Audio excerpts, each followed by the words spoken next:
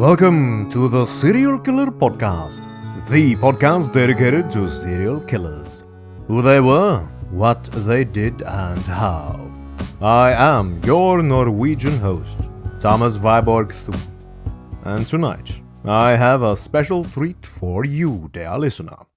We travel from the booming corporate town of Houston, Texas, and move south, across the Rio Grande, and enter one of the three largest cities in the world, Mexico City. Here, we are met with a tall woman who sits in prison. Her name is Juana Barraza, and she is suspected of having killed up to 49 elderly women in cold blood. To inform us of this fascinating case of a female serial killer, I have with me on this show the author of a great book named The Little Old Lady Killer. Her name is Susana Vargas Cervantes, and I am honored to have her as a guest on this show. The bonus content of the $10 Plus Club includes an exposé into the Norwegian black metal artist, murderer, and Satanist Varg Vikernes, a detailed look into the history of the death penalty around the world, a video movie review of the excellent film Extremely Wicked, Shockingly Evil, and Vile, and an American radio station interviewing your humble host. More bonus features are coming up, with a wide variety of interesting topics. If you have a specific topic you would like to hear me talk about, aside from serial killers, feel free to let me know on facebook.com/the SK Podcast. If you want to join the exclusive ranks of the TSK $10 Plus Club, go to patreon.com/the Serial Killer Podcast and donate $10 or more now. Ms. Vargas, welcome so much to the show. I'm very happy to have you as a guest. Before we get started with the interview proper, I would like to make it known that I do not speak Spanish. And as such, I must apologize beforehand for my atrocious pronunciation of Spanish names and places. My podcast is, as you probably know, dedicated to serial killers. Who they were, what they did, and how. Media often tend to focus a lot on a dozen or so serial killer superstars, mostly British or American serial killers at that. On my show, I make an effort to cover all serial killer cases, both lesser-known ones and those from outside the United States of America. As such, I am very happy to have you on, as your excellent book covers an extremely fascinating case, a female serial killer from Mexico. Before we delve into the meat of the serial killer case, can you tell my dear listeners a bit about yourself, who you are, your background, and your reason for authoring this book? Sure. Thank you very much for having me on the show. I really enjoy your podcast. My name is Susana. I'm from Mexico City, but spent a lot of time in Montreal. So I'm consider myself half Mexican and half Canadian. I started to, in Canada, listen to Mexican news, and one morning I heard of a story of a female wrestler serial killer that had been arrested. So that really was never unheard of. I grew up in Mexico City and had never heard of a serial killer in Mexico. I grew up thinking that was something that, as you mentioned, happened in United States or in England, and never knew it could happen outside. So that was the first thing that I was very curious about. What is it about a serial killer that only happened in these specific countries? And from then on, I started pursuing this investigation. And let's just focus a bit on this serial killer in question, Juana Barraza, and her childhood.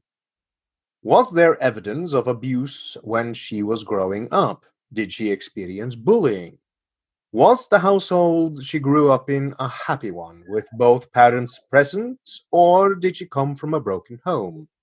Please extrapolate as much as you'd like on Barazza's beginnings. What we know about Barraza's childhood and about her life has been what news reports have reported on the case after she was arrested, and specifically on two long interviews that a criminologist and police officer, Martin Barron, performed on her, and then also on the director of the neurophysiological department, the National University in Mexico, Fregi Ostrowski. So when I talked to Barraza, I mostly listened, and I and she focused a lot of her conversation on her children, so not a lot on her childhood. That to say that what I'm about to tell you is what I've learned from these interviews and what news media has reported. So she definitely had a very broken childhood. She was a daughter of an alcoholic that, when she was only 13 years old, sold her for beers.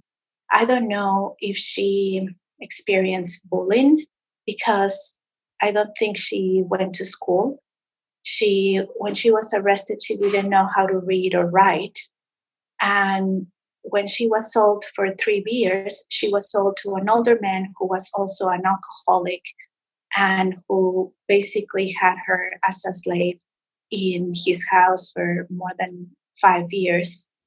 She was rescued after by uncles or her stepfather. The stories on her childhood are very contradictory, as in who rescued her, if it was her uncles or her stepfather. But I think it is safe to say that she definitely had a very difficult childhood full with a lot of violence and abuse. That's very interesting. You said she was sold to a man at the age of 13. Did I hear that right? That's right. That's terrible. As an aside, is child prostitution something that is still prevalent in Mexico, or has it been taken care of? Unfortunately, it is something that happens a lot in Mexico still to this day, specifically in a province outside of Mexico City, very close, called Tlaxcala. It actually has been the capital of trafficking. It focuses mostly on young girls. And as I trace in the book, it is also what happened to Malitzin.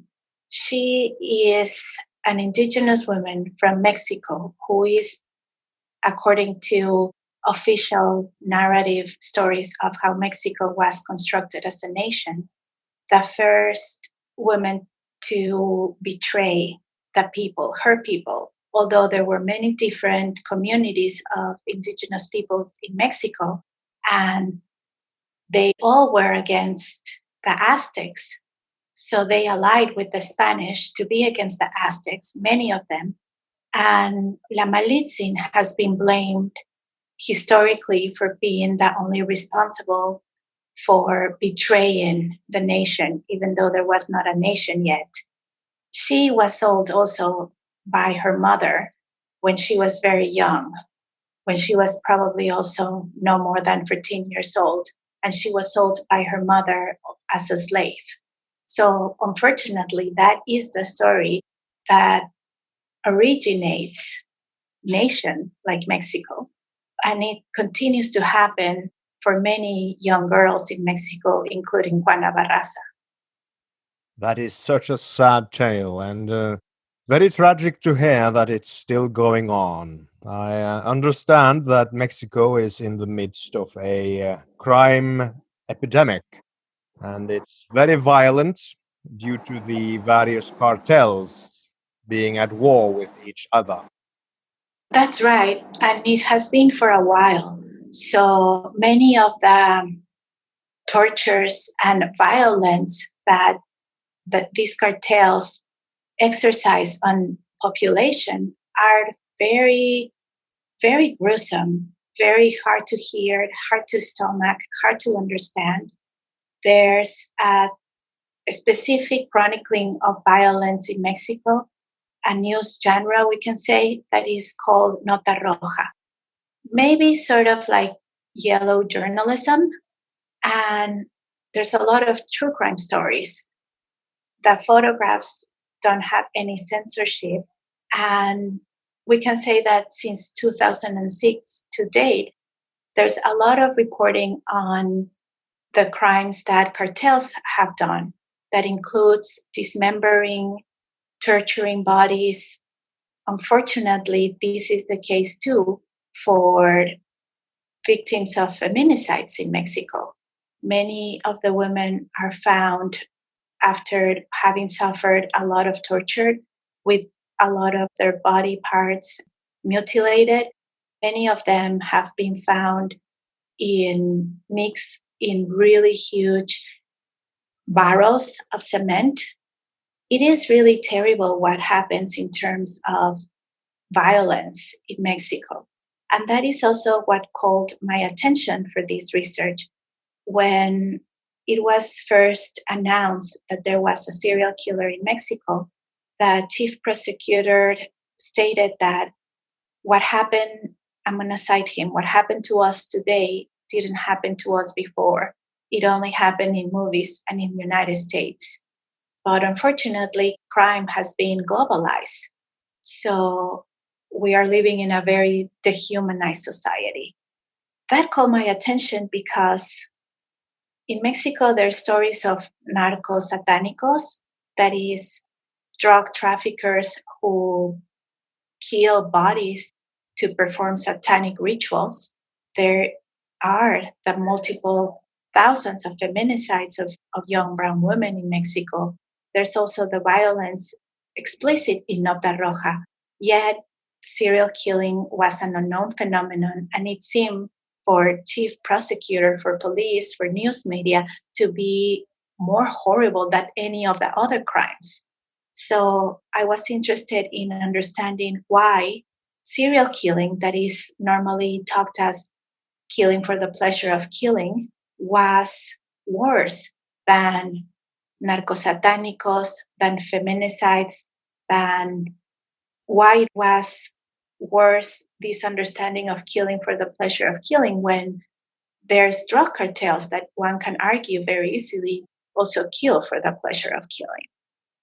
That's a very good point of view, and it's problematic, to say the least, that they frame the case as they do when, as you say, there are such brutal and gruesome and extensive and prolific murders going on every day, uh, simply because those murders are committed by narcos rather than psychopathic serial killers. But let us move a bit on in the interview here. And we've talked about Barraza's background as a child and young woman. Let us move on to her adult life, aside from her brutal crimes. I read that Barraza was a professional wrestler. Please elaborate on this, and also please tell us about her day to day life in Mexico. For example, where she lived. Was she poor, wealthy, middle class? What car did she have? Her children, etc. Let me start from telling you about where she lived. She lived in outside of Mexico City, state called Estado de Mexico. At the time of her detention in 2006, there were other very horrific crimes happening in that same state. Actually, in Estado de Mexico, more feminicides have occurred than in Ciudad Juarez, that is known internationally because of the killing of women. It is thanks to the work of activists, feminist activists, and academics that we know about feminicide in Ciudad Juarez, but the ones in Estado de Mexico had been kept on the radar. But there's some researchers and academics that state that feminicides in Estado de Mexico happened at a more alarming rate than those in Ciudad de Mexico. And they happen at the same time that Juana Barraza's crimes were discovered in the same state. That called my attention too. Why is it that the killings of an alleged serial killer count more for media and press than the killings of indigenous women or mestiza women in Estado de Mexico? Estado de Mexico is state that is one of the poorest of all Mexico. There is no infrastructure that supports the state, the city. The governor in turn at that time was Enrique Peña Nieto, who then later became the president of Estado de Mexico. In where she lived, where Barraza lived, she had her own house.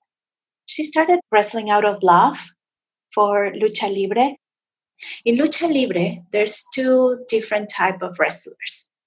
Those that are called roots and those that are called technical. The technical wrestlers went to proper schooling and they always play by the rules. And the roots, they never play by the rules and they will use any tactic in a wrestling match in order to win. So normally, when a wrestling match happens, you have technicals against roots. Juana Barraza's name for her wrestling persona was La Dama del Silencio, that is the Lady of Silence. And she fought as a ruda. And as she said in a TV interview on national TV just a week before she was arrested as the alleged serial killer of old women, she said she was ruda from the bottom of her heart, that she loved wrestling and she was portrayed as a really fan of a wrestler, of lucha libre. When she was arrested and named to be the serial killer, La Mataviejitas, her wrestling practice became another evidence of her alleged pathological criminality.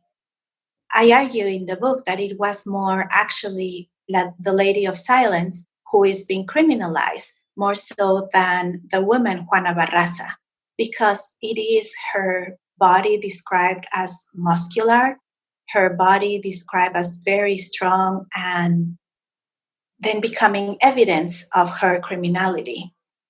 She's talked as muscular, as masculine, and actually, it is reported that when she was 35 years old, due to a spinal injury, she stopped wrestling. And for criminologists, this became evidence that how it is normally believed for serial killers that they kill out of a need for excitement, that the need for excitement that the wrestling was in her life and she could not perform anymore because of her spinal injury, then lead the way to her killings. It was that same need for excitement that serial killers have, that first she satisfied with wrestling matches, that then she could not satisfy anymore, and then she had to kill. In most of the evidence of her being the serial killer police were struggling to find for over 2 years, they normally cite the wrestling persona she had, La Dama del Silencio. It is as if La Dama del Silencio became La Mataviejitas, and it is this merging of personas that criminalizes Juana Barraza but doesn't end up making her responsible for her crimes. I don't know if that's been made clear. That Um, was excellent. I don't know much about her day to day when she was not arrested. But in prison, I found very interesting when I met her that when we met, she was coming back from her activity. Every Friday, she walks elderly women in prison. That is her activity. And that is something that she chose to do, and that she's responsible for elderly women having walks at the prison where she is currently living. And other days, she sells quesadillas. She's also known for being a good cook. But when she was out, I don't know really how her everyday went. Can you tell me a bit about her children? Yes, when I met with her, it really gained my attention that she focused the conversation and we spoke for more than 2 hours on her children. She told me that exactly the day that I visited her, her daughter had finished university. She took pride on being a good mother. She actually told me that she can be anything that you or I or any media or criminologist wanted, but a bad mother that she was not. She has 3 children, 2 boys and a girl. She, when she was kidnapped, we can say, or when she was living with the man that she was sold to when she was 13, she had an abortion and then she had another kid, a son, but he was killed in a beating in front of her when he was only 12 years old. It's very sad. She has also grandkids. She seems to take a lot of pleasure on them visiting her in prison. You mentioned that she has a daughter, but I think I read that she had more than one kid. What were the other children? So Barraza had in total 3 children, a 16-year-old daughter and 2 sons. I don't know exactly what these 2 sons do.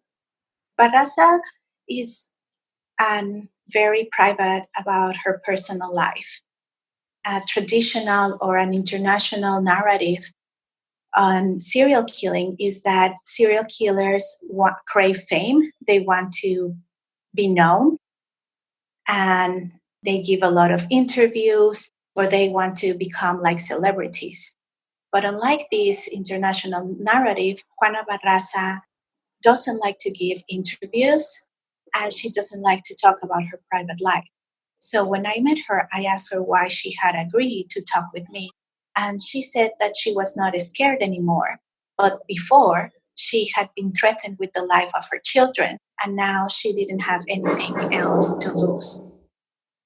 I think she has suffered a lot of stigma being called the first serial killer in Mexico City. And her children suffer a lot of bullying in school and, and a lot of stigmatization in school from being the kids of Juana Barraza. So she was very careful of not talking much about them because she didn't want to put them in danger or she didn't want them to suffer. She told me that they have destroyed her life and that they had destroyed the life of her children.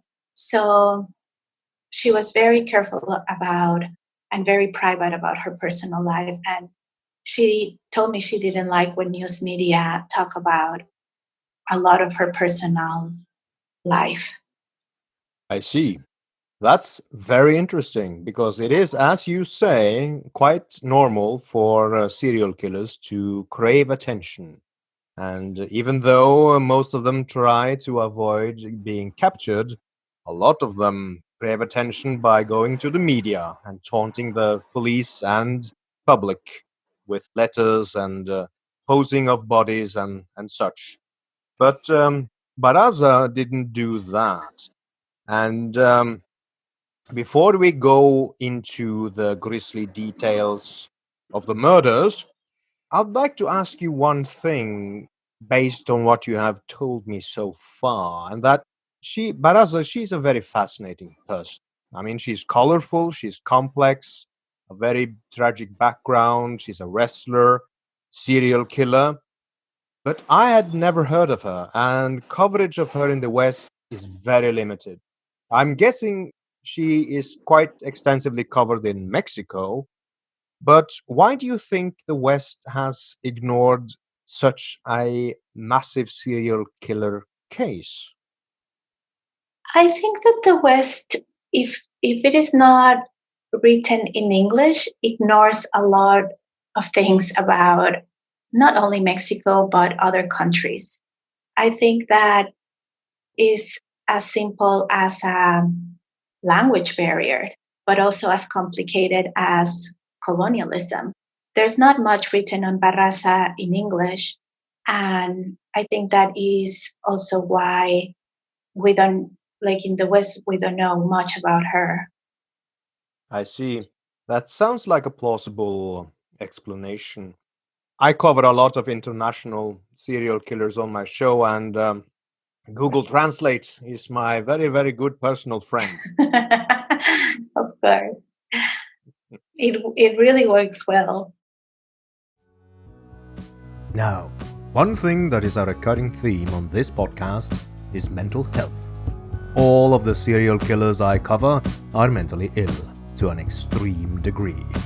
Some of them are incurable psychopaths, but some were deeply damaged, torn people that might never have ended up hurting anyone if they had gotten help. And we can all benefit from talking with someone, not just serious criminals. That's where Talkspace comes in.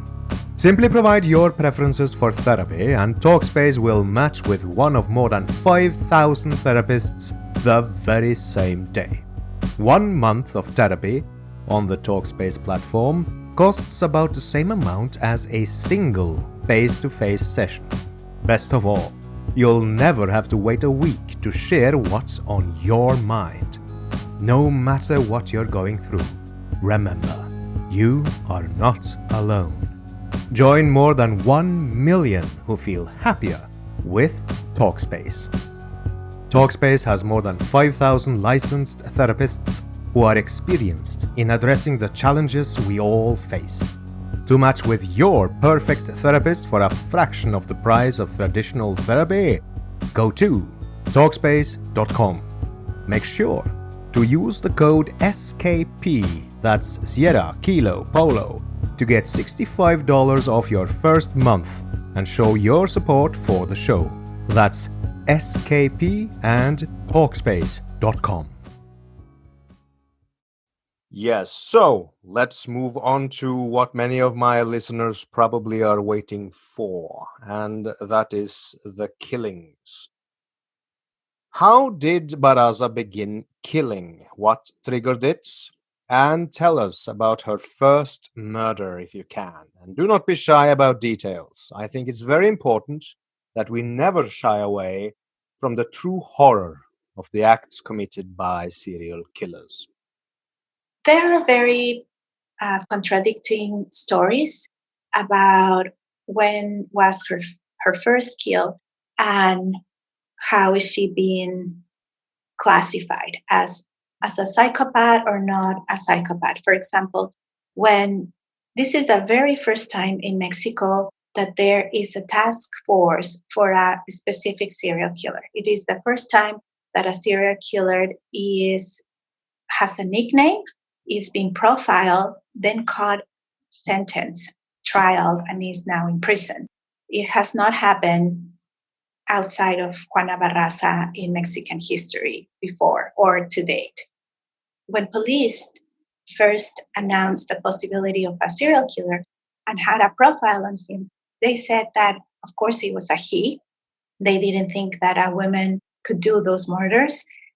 Then, following international narratives on serial killing, they said that he was brilliant, that he acted so smartly to not leave any fingerprints, that maybe they were even going to take 20 years to catch him.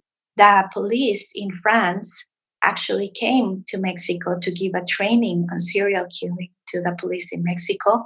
And they were following all the international narratives of serial killing as a species of persons.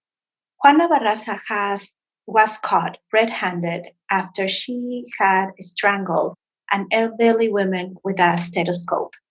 She doesn't talk much about her crimes, but all the crimes that are attributed to the little old lady killer are 49. When 49 elderly women were missing, that's when police decided there was a serial killer on the loose and profiled him. Witnesses kept on saying that it had a wig, makeup, was very tall, was a woman, but police could not conceptualize of a woman serial killer. So they then decided that it was a man dressed in women's clothing and then arrested a lot of sex workers transvestites in Mexico. And after none of them matched their fingerprints, they were released. And chief police officer said, well, it might not be a transvestite, but we are sure it's a transgender. And when finally Juana Barraza was arrested red handed out of luck and just really a fortuitous encounter, then the whole narrative changed. News headlines read, the little old lady killer is caught, she is a woman. And that's the very first time that she's being called a woman. And it is her wrestling practice what gave media the perfect sensationalist story. She was exiting a house where an 82-year-old woman had been strangled and left on the floor. And renter was coming home to find her. Barraza has only confessed to that crime, but that was the modus operandi of the serial killer, the little old lady killer. And I say this because there's been other two people who are now also in prison, one woman and one man, also for killing elderly women with the same pattern. The pattern was suffocating elderly women with an stethoscope, with the rope of her, with the tie of her robe, with tights, but the modus operandi was suffocation. When police found out that Juana Barraza was a wrestler as La Dama del Silencio, then they also thought that she might use wrestling match keys. That's how they are called, the movements that the wrestler makes to defeat their opponent. They said that she also used many of these to kill elderly women. We don't know if this is true or not, but the modus operandi of this specific alleged little old lady killer is through suffocation, sometimes with bare hands.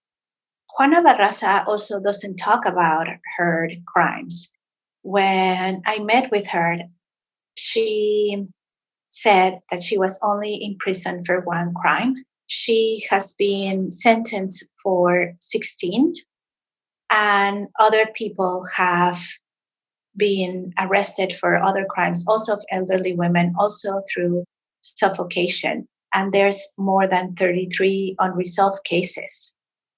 They always were murdered inside their homes. This was the other MO attributed to the Mataviejitas, because these elderly women live alone and they were registered to a program of aid, social aid for elderly people in Mexico City. This only happened in Mexico City, and this program of social aid only was taking place at the time in Mexico City.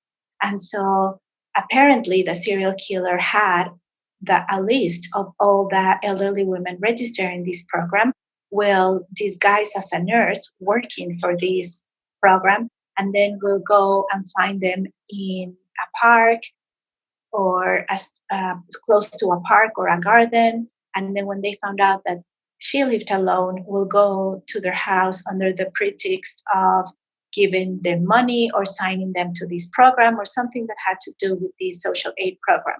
And once there, they will suffocate them and take very little of their belongings. Really, they were not killing for money or for robbery, because, and I say they because there's at least 3 people in prison that follow the same pattern. They took very petty cash, and all the women were murdered on suffocated. some reports said that Juana Barraza killed them with her bare hands and that she killed out of rage against her mother and or out of rage because they treat her really badly. Because she then was the narrative changed from the serial killer as brilliant to once Barraza was arrested as an analphabet and pathological. The way that her murders are described by news media and criminologists is as a born serial killer. She killed out of this necessity to feed this insatiable need to kill with her bare hands. This is what criminologists have reported, but she doesn't talk much about those specific crimes or how she did it. When I talked to her, she struck me as, or I don't know if this is manipulative or her sincerity can be questioned, but she was very like sensitive, and she did tell me that she would never take someone's life because that would be mediocre. She also said that she could alleviate someone from their suffering. As you say, I don't think there is one specific answer to your questions, but many different things that play into why she killed or how she killed. I see. That was a very good description and explanation of her case, and I was very surprised to learn that there might be more than just one killer. So, thank you for that information. Let us keep focus on Baraza for now. You mention in your excellent book that Baraza is the first recognized female serial killer in Mexico. You also mention that aside from Baraza, there are only a very few cases of serial murder in Mexican history. You mentioned two Mexican Ripper cases of El Chalaquero and Gregorio Cardenas, but those were active respectively 131 and 77 years ago. On this show, I have previously covered the case of the Godfather of Matamoros, which occurred quite recently, and surely can be considered a serial murder case. Do you think that there are no other known cases in Mexico than Baraza and the ones I've just mentioned? Well, to clarify, there have been many serial killers in Mexico. Well, not many, as in other countries, but there had been the ones you mentioned.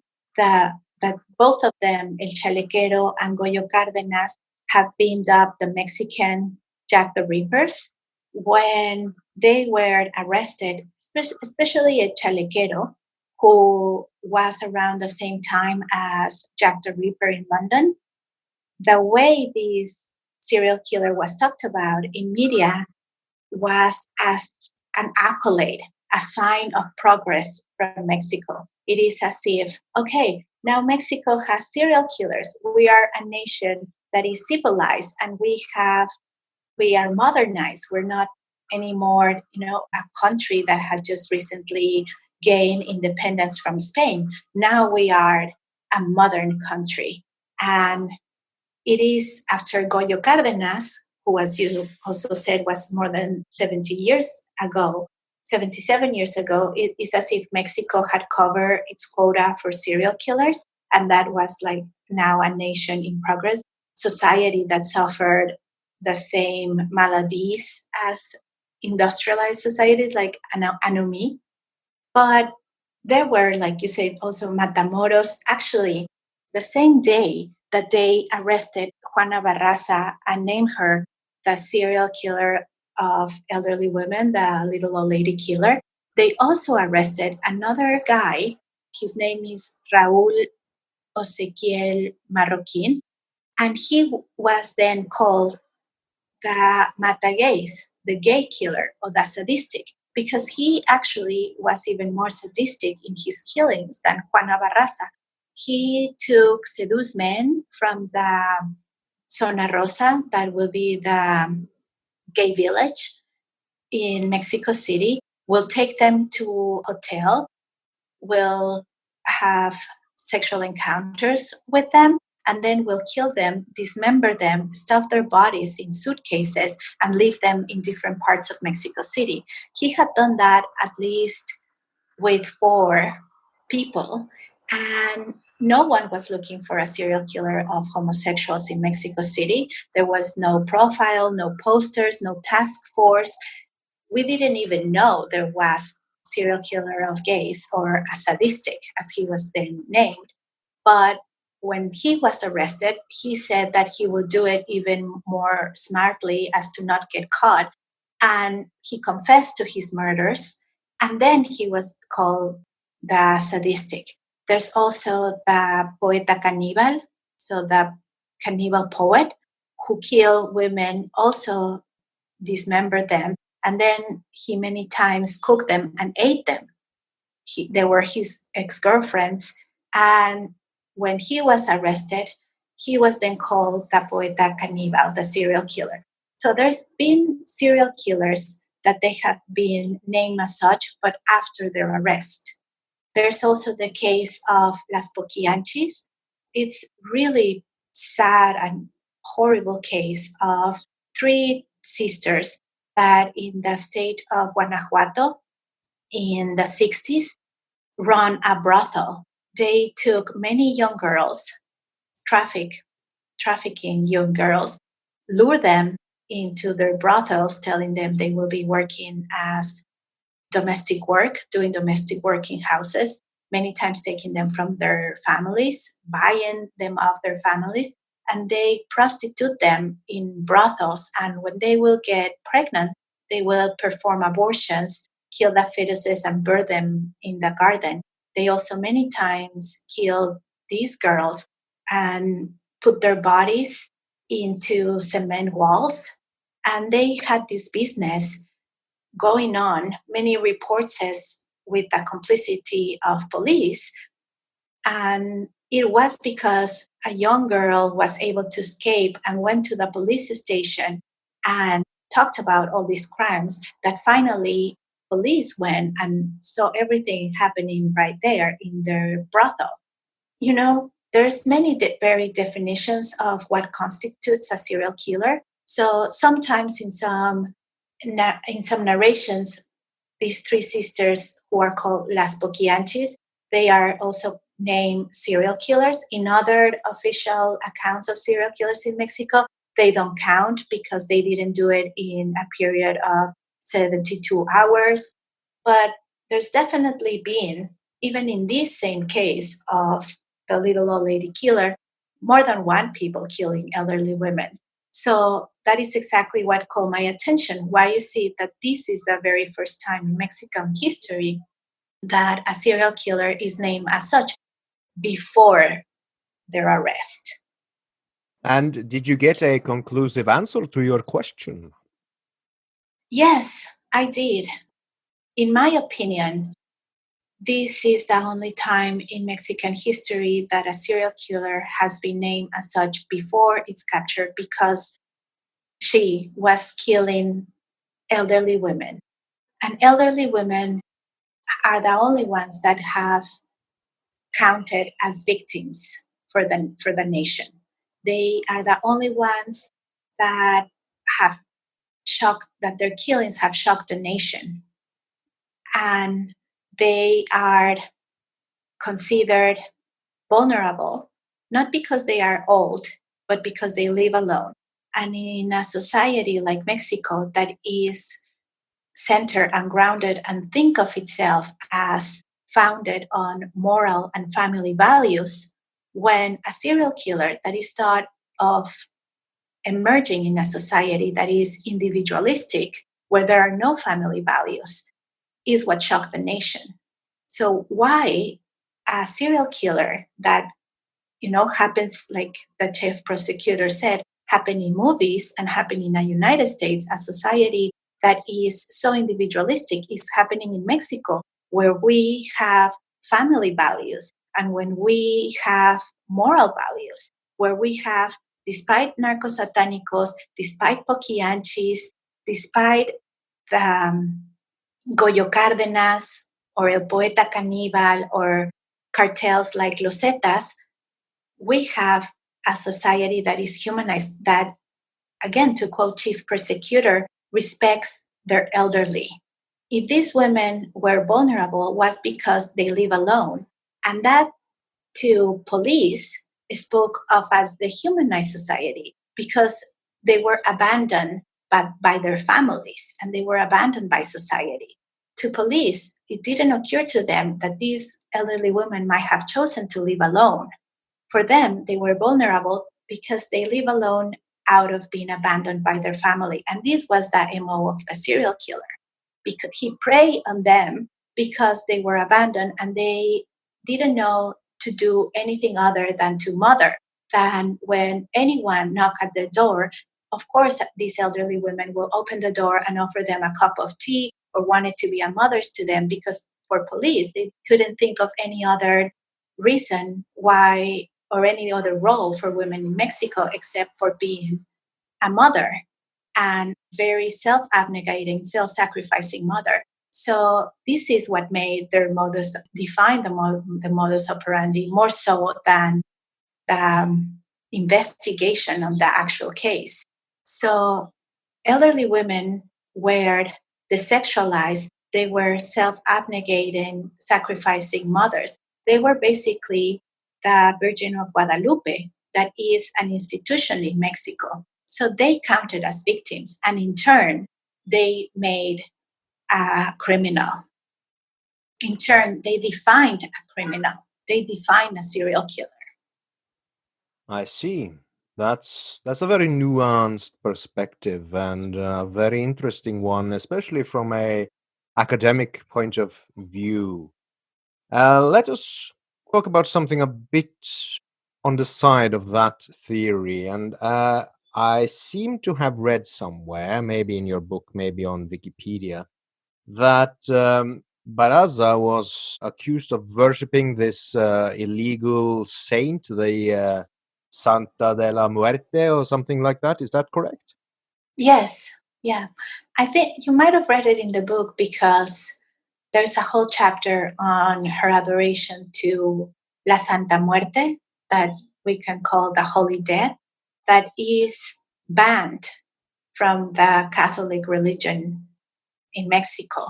So the saint that has this holy dead that looks very much like a skeleton, it is white and it has very elegant gowns. The gowns are white like a bride, or sometimes black as if she was grieving. And you can find altars to the Holy Dead in different street corners in Mexico City, but mostly of very poor neighborhoods. The neighborhood where Barraza de Juan is one of the poorest in Mexico. And when they went to her house, they found an altar to La Santa Muerte, to Buddha, a serpent, an apple, dollars, a glass with water.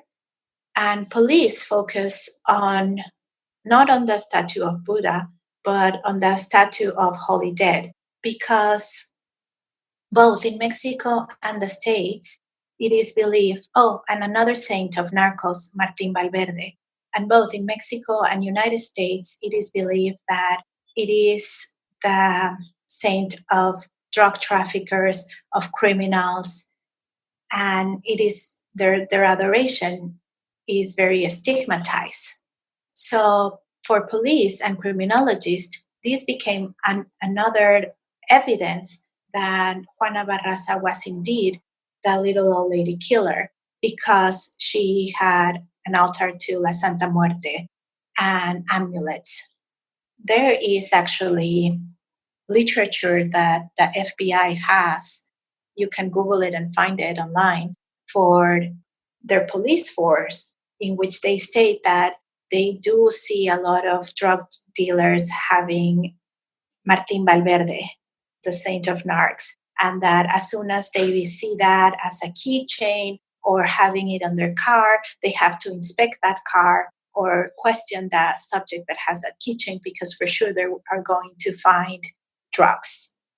So when police found in Mexico City that Barraza adorated the Santa Muerte, that spoke to her criminality because she is doing something that is for working class delinquents.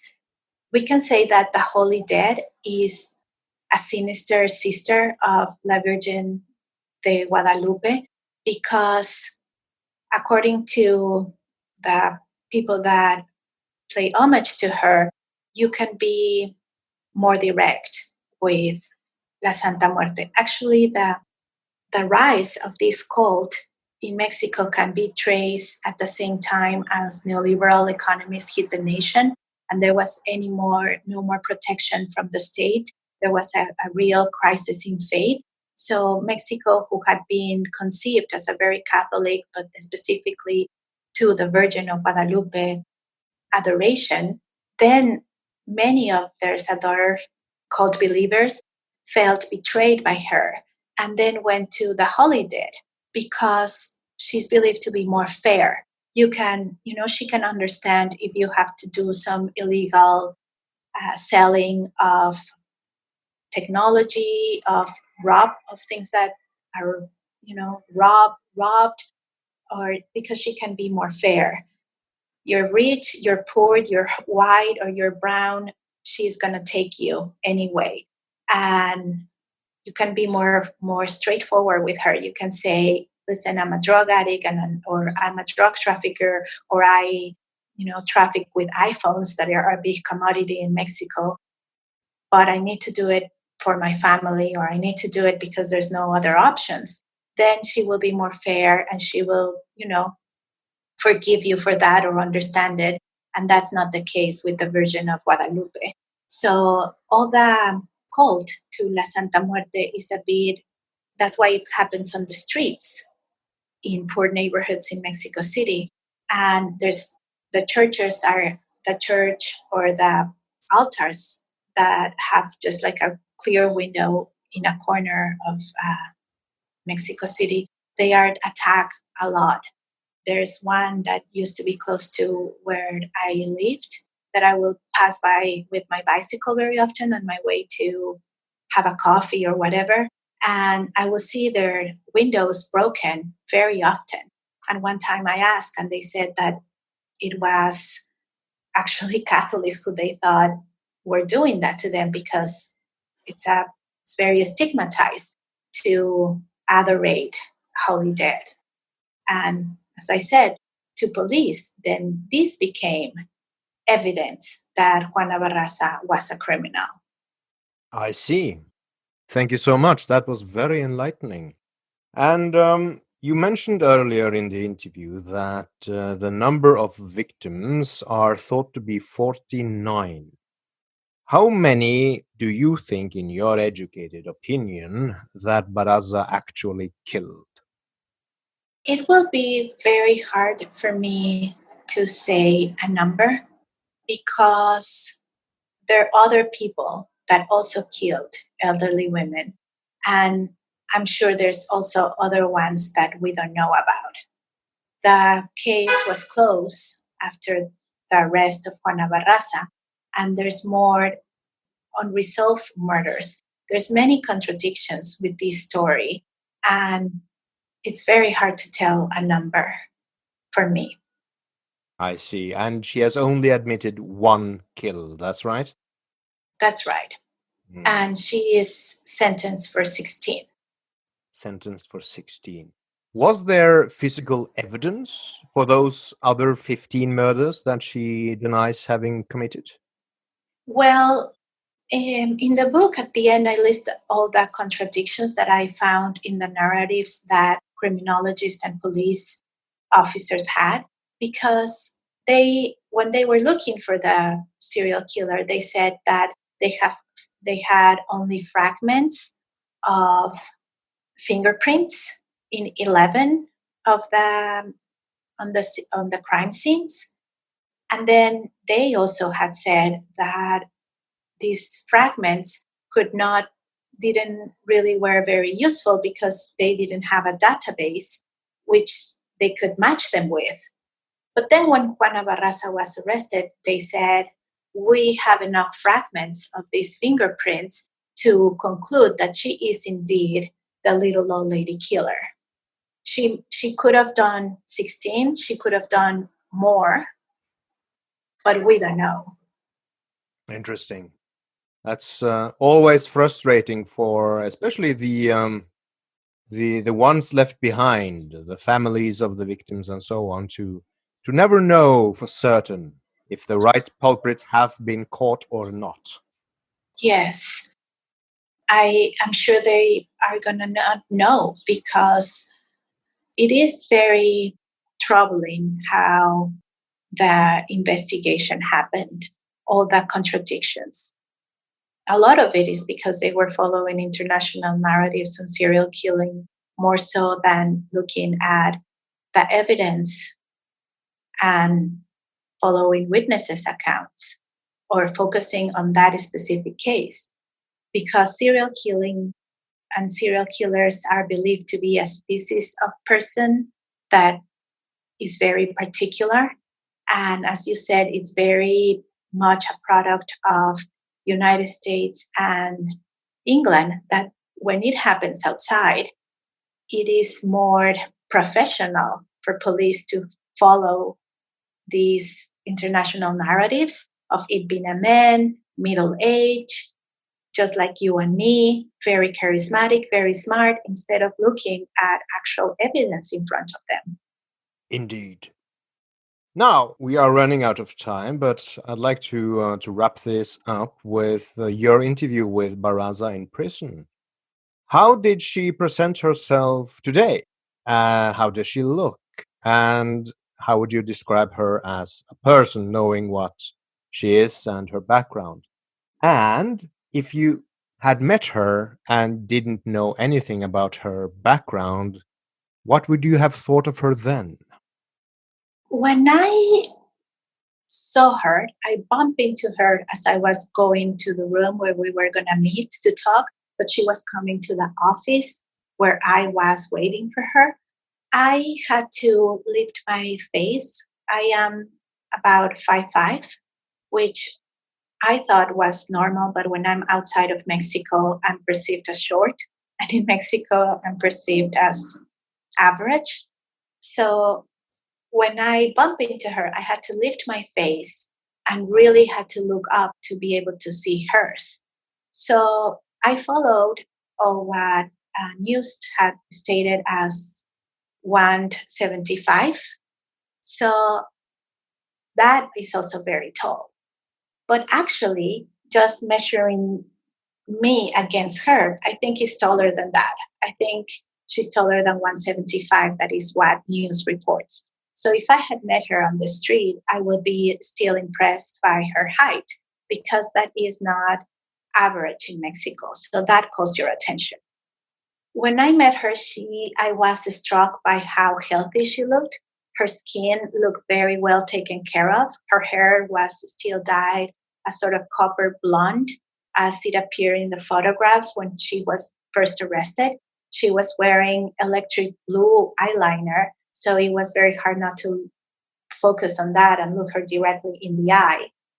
And she had a perfect set of like small white teeth, and she was very smiley and very endearing. She spoke with a very soft voice, and she smiled a lot, even with her eyes. This really called my attention because criminologists had stated that Juana Barraza, like the rest of the serial killers in the world, had a very harsh and calculating look. And I'm sure that when she perpetrates violence, or when anyone perpetrates violence, might have a very intense look. But when I met her, when I sat in front of her, her look was very soft, and she smiled even with her eyes. You can Google now, an interview is still up online, an interview with her when she was at a wrestling match, the national TV Azteca show. She was being interviewed about wrestling, and if she was a fan or not, and if she was a Ruda del Corazón or not. And when you see that interview, you see a very charismatic woman. And when that interview broadcast nationally, no one thought that she looked like the sketches that they had put out. And when she was arrested, they said that she was incredibly similar to the sketches. But you could get a sense of how she looks. She looked. That's what really caught my attention. That she looked very healthy, and that she was very charismatic and smiled even with her eyes. I see. Well, thank you so much for your insight. Can you please tell my dear listeners the full name of your book and how they can purchase it? Yes, the full name is The Little Old Lady Killer, the sensationalized crimes of Mexico's first female serial killer. And they can purchase it directly from NYU Press or Amazon. Thank you. I'm sorry I was so nervous.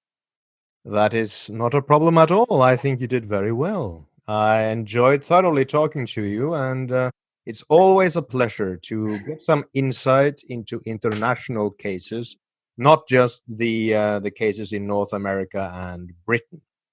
And this case is indeed quite a unique one. And thanks to you, my listeners now have broadened their horizon. So I hope you have a good day, and thank you for coming to the show. Thank you. Thank you so much. And you too. Hope you have a good day. Goodbye. Goodbye. And so ends the story of the little old lady killer, Juana Barraza. For now. Next week, I will give you a fresh new serial killer expose. So, as they say in the land of radio, stay tuned. This podcast would not be possible if it had not been for my dear patrons who pledge their hard-earned money every month. There are especially a few of those patrons I would like to thank in person. These patrons are my 17 most loyal patrons. They have contributed for at least the last 35 episodes, and their names are Maud, Amber, Anne, Christina, Claudette, Cody, Evan, Jennifer, Kathy, Lisa, Lisbeth, Mark, Mickey, Philip, PJ, Russell, Sam, and Troy. You really help produce this show, and you have my deepest gratitude. Thank you. If you wish to join this exclusive club of TSK producers, go to theserialkillerpodcast.com/donate and pledge $15 or more to have your name read live on this show. I have been your host, Thomas Warburg Thune. And if you like this show, you're going to love Pluto TV. Pluto TV is the leading free streaming television service. Watch over 100 TV channels and thousands of movies on demand, all for free. No credit card needed. No sign-up. You can download Pluto TV for free on all of your favorite devices today, including your phone. Roku, Amazon Fire TV, Apple TV, Smart TVs, PlayStation, and anywhere else you stream. Pluto TV is the easy and completely legal way to watch your favorite TV shows and hit movies for free. Thank you. Good night and good luck. Calling all true crime fans, the Court Junkie podcast is now once a week on Podcast One. Imagine being wrongfully convicted for a crime you didn't commit. Or a killer is still on the loose even though there's enough evidence for an arrest. The Court Junkie podcast shines a light on the injustices of the judicial system through deep dives into court documents and interviews with those closest to the case. Download new episodes of Court Junkie Podcast every week on Apple Podcasts and Podcast One.